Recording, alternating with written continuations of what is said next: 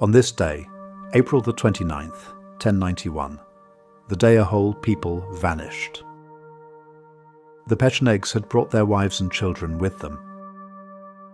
It was the morning of the 29th of April, 1091.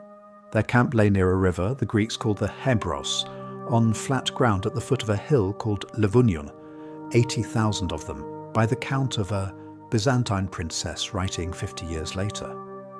Whole tribes, whole families, everything they owned was inside that wagon laager. They had ridden across the Danube on the ice in the winter of 1090. They had taken 3 Byzantine forts on the way south. They were 2 days' march from Constantinople. For 2 centuries, the Pechenegs had been one of the great powers of the Eurasian steppe. They had broken the Magyars and driven them west into Hungary. They had killed a prince of Kievan Rus and made his skull into a drinking cup.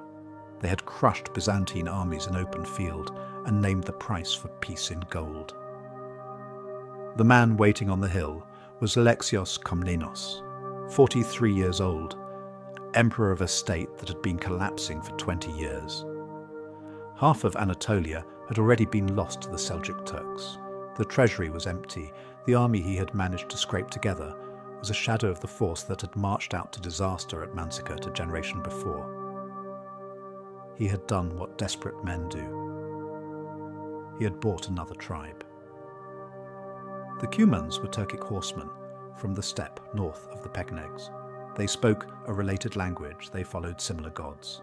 They had fought beside the Pechenegs as recently as the previous summer, but they had quarrelled over the division of plunder, and the quarrel had not been mended, and Alexios had sent envoys north with chests of gold and a question. 40,000 of them came south. They reached the Pecheneg camp on the evening of the 28th of April. The Pechenegs had not seen them coming. They had not believed the rumours. The empire was finished. Who would the empire bring? The attack went in at first light. Alexios held the centre with what was left of the Byzantine infantry. The Cuman cavalry took the wings. The wings moved faster than the centre. Within an hour they had folded around the camp and closed it.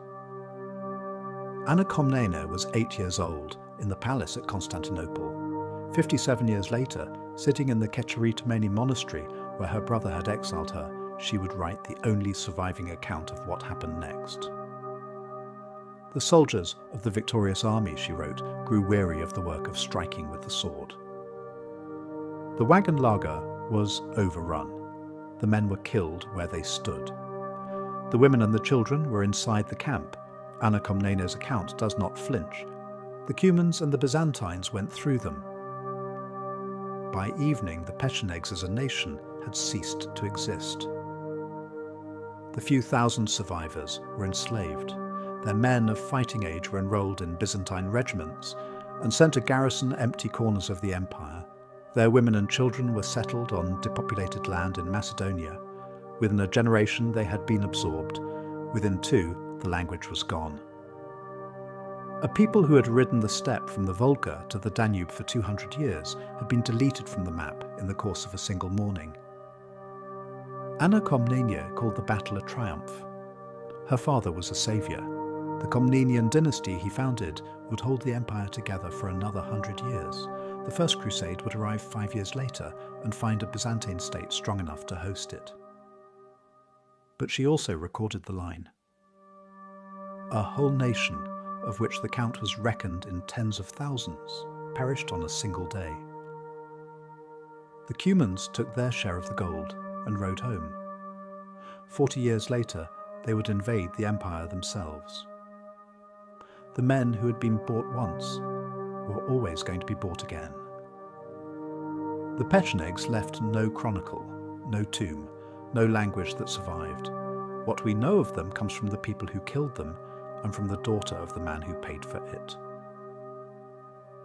A whole nation on a single day. If you enjoyed, please like and subscribe. Thank you.